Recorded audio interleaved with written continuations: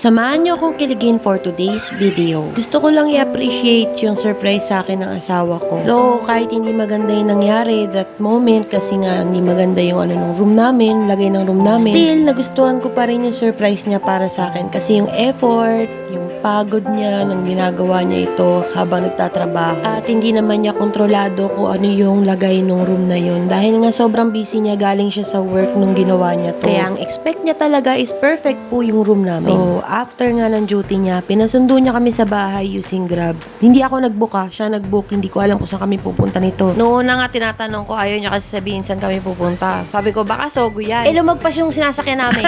Loko-loko. And girl, pagdating pa lang namin dun sa mismong harapan ng venue, ako'y nagulat, di. Paano yung gulat? Parang ganito? Anyways, naghintay na muna kami sa lobby habang hinintay namin si Daddy. Ayan, ganun dumating na kagad siya. Nag-log in na kagad siya para makakit na kami dun sa taas. At nakita ko nga yung mga decoration nila dito. Aesthetic ba? Aesthetic. Yung mababat ang ganda ng gold and white. O, ayun na nga. Ito na yung moment bago ang sakuna. Charis. Di na natin ikukwento dito kung ano yung nangyari noon sa ating room. Dahil ang vlog na ito ay para maging happy lang tayo, okay? Kasi gusto kong balikan itong vlog na to nang nakasmile ako. Dito nga pala kami sa 3rd floor, room 302. Sabihin ko pa ba kung saan? Wag na. Ito nga tiniintay namin buksan yung pinto ni Daddy dahil self-check-in daw to at kailangan namin i-unlock using the key na nakalagay dyan sa black box na yan. After 123,456 years na buksan din namin yung pinto. Charis! Gusto mo yun?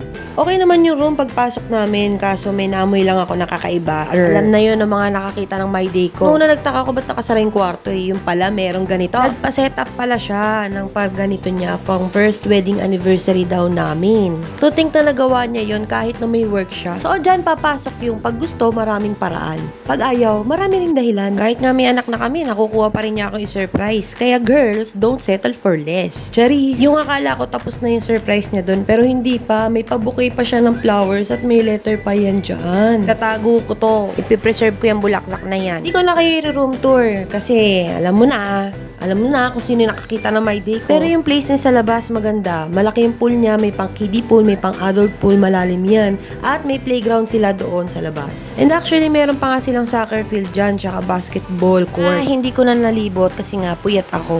Buong magdamag ako nakipagdigmaan. Ano iniisip mo? Hindi yan doon. Nakipagdigmaan ako sa Hindi ko na kasi kwento dahil nga bad experience nga, di ba? Anyways, eto, sinamahan ko na lang yung anak ko na maglaro doon sa playground. Kaysa naman magmukmuk tayong maghapon doon sa room, di ba? Dapat maglalabas tayo. Hindi na nga ako masyado nakapag-record doon nandun kami nakastay dahil nga most of the time nasa labas lang naman kami ng room. Thank you, Daddy, kasi naisip mo na iparelax din ako. Thank you, Daddy, sa pag-surprise sa akin. Alam ko naman na super busy ka. Kahit hindi maganda yung nangyari dito sa bakasyon natin, nahanapan mo pa rin ang paraan para maging masaya ako at ng anak natin. So, ayun na nga, B. Pinasundo kami sa bahay. Then, ayun. Dito kami dinala. May pa-surprise pala siya!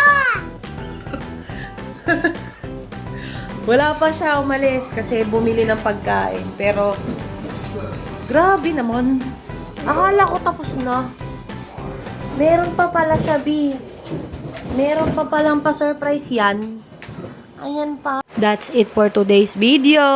Hanggang sa muli. Bye-bye!